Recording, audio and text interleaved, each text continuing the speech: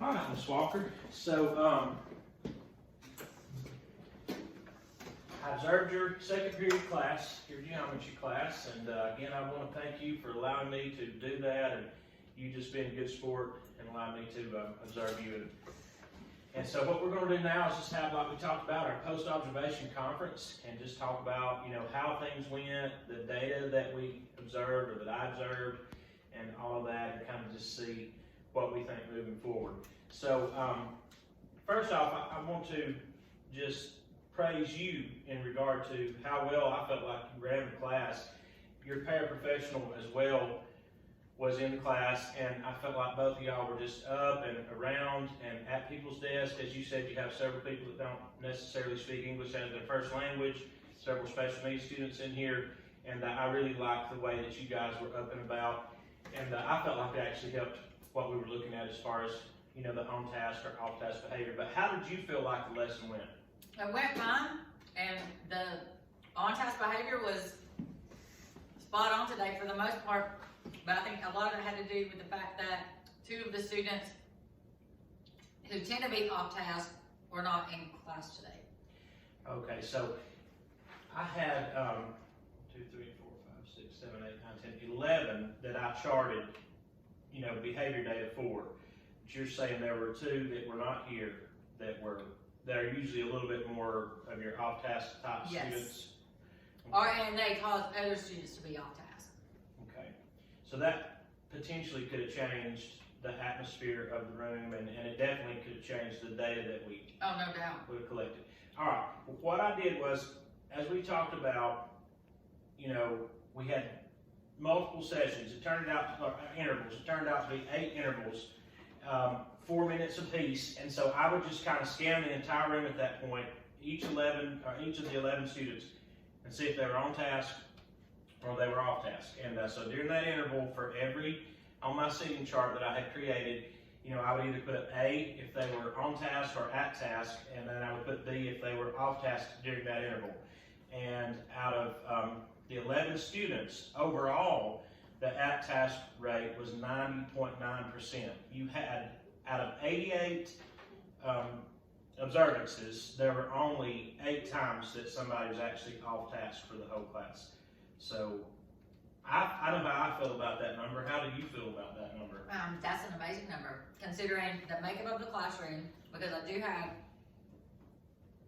multiple abilities, but I also have multiple behavior issues with each one of those students. They each kind of have their own unique issues, not so problems, issues. So, and that contributes to a lot of their off-task behavior. Which there was one student who tends to be off-task a lot, who, when he finished his assignment, put his head down. And that's very unusual. That is a student that, of course, being a teacher here, I actually have him as well later in the day in class, and we talked about that it's possible that, his behavior could have had something to do with me being in the room. But then again, did you say you had witnessed that similar behavior a few days leading up to this? Yes. Yeah. So with that one, I'm not sure, because normally he's the one that's turned around in his seat, talking to people behind him or talking to people beside him, and he can be distracted. So he's one that is a constant redirect. Yeah. Where today and leading up to today, he has not been I think I redirected him one time early on in the class, but then after that, once he finished his assignment, he put his head down and was done. Well, that particular student that you're talking about, and his initial is J, on the intervals, when I actually observed him, I never observed him being off task. It was an 8 out of 8 on task or at task.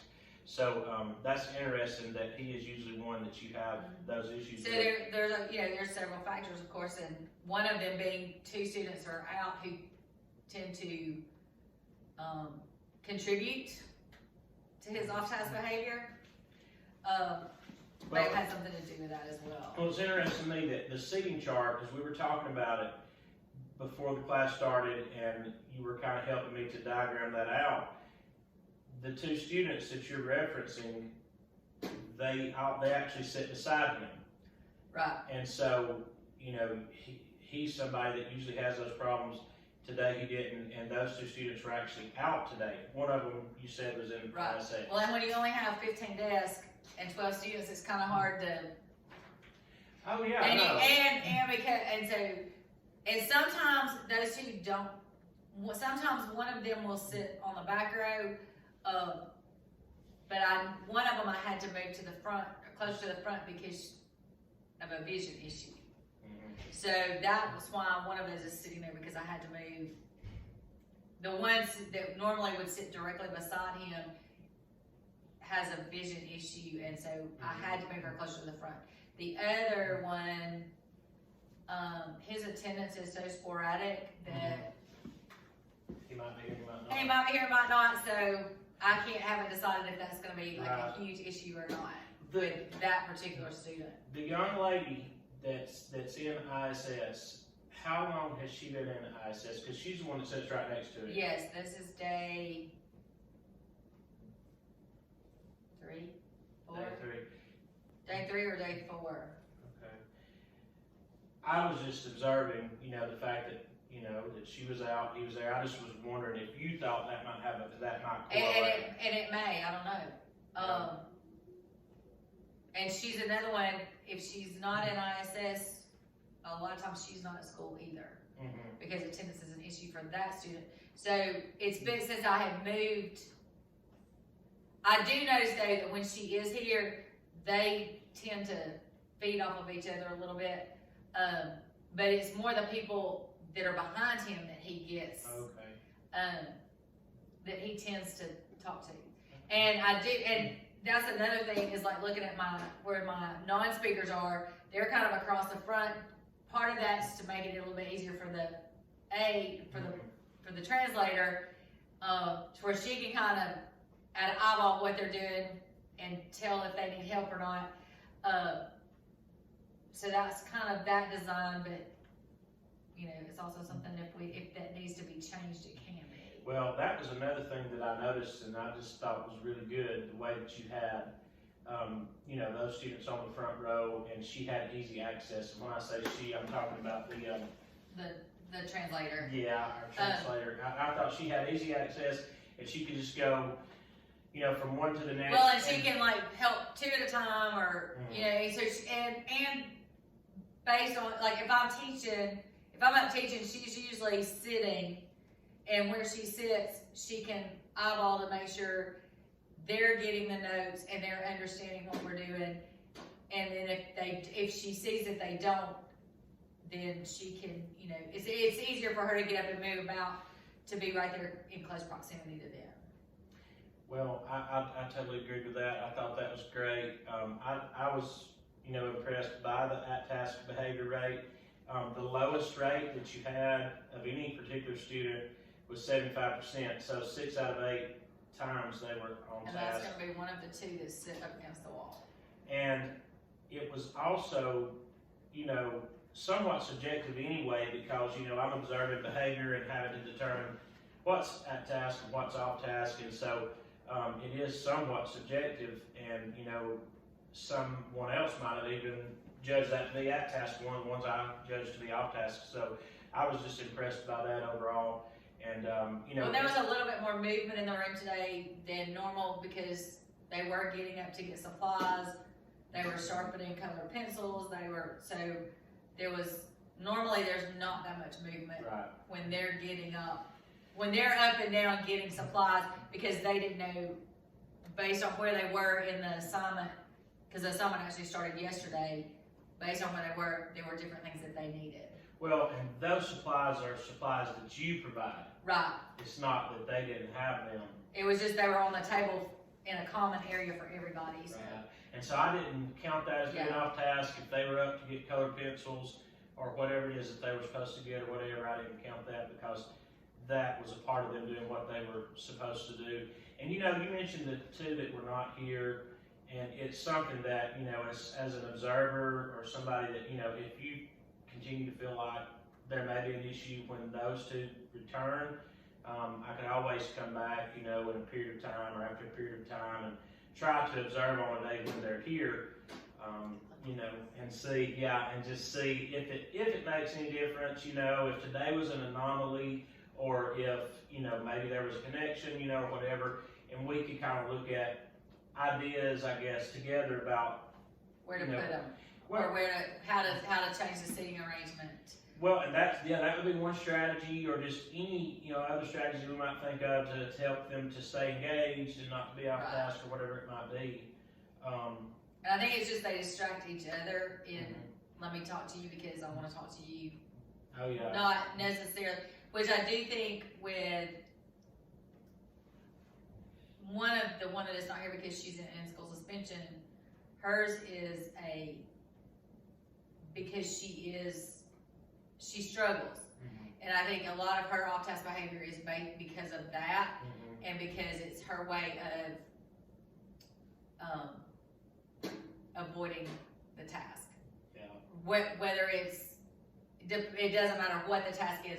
If she gets to a point where she can't do, if she has to ask for help, she won't ask for help, and so she uses that off-task behavior as a avoidance. Yeah, or like an escape. An or escape avoidance. tactic, or it's her avoidance. It's the way that she, well, if I can't do this, so I'm gonna disrupt everybody else.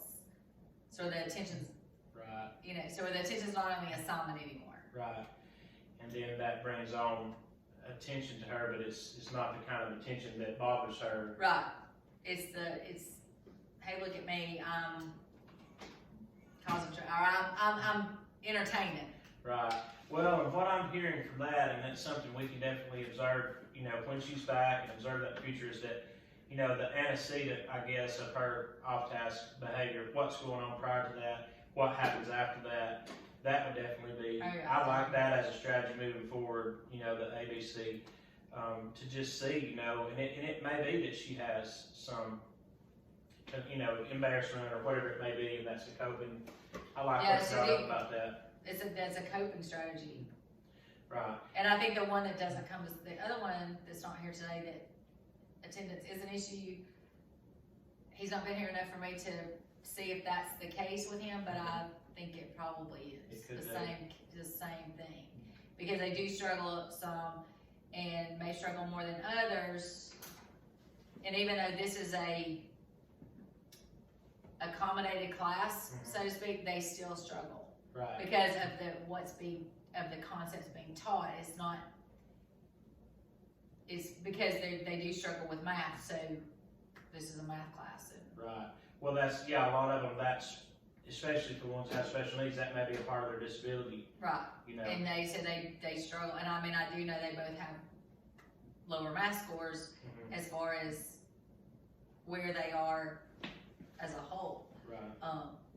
So it's, Well, as far as, I guess, how the lesson went today, would you say there's anything that you would have changed today, or did you feel? today's lesson was great. That's probably the most on task everybody has been Yeah. at one time, and we actually all got the concept. Right. Because everybody in here struggles with math, it's kind of like you had some light bulb moments in the days prior to this. So when we did this activity, they were able to carry it over, because a lot of times you don't have the carryover from one thing to the next, and they were able to actually carry this one over into a activity that produced a product. Well, I really enjoy being able to observe them and observe you and Lola, Miss Lola, the interpreter. I enjoyed my time in here and, you know, trying to collect that data and compiling that, and even sitting here with you now and analyzing and thinking about that. So just thank you again for being my helper in this, and, you know, I hope that it does wind up helping your class moving forward, and for sure, you know, anytime you want me to be an extra set of eyes and come in and pull some data again for you, I'll be glad to do that. But thank you so much. You're welcome.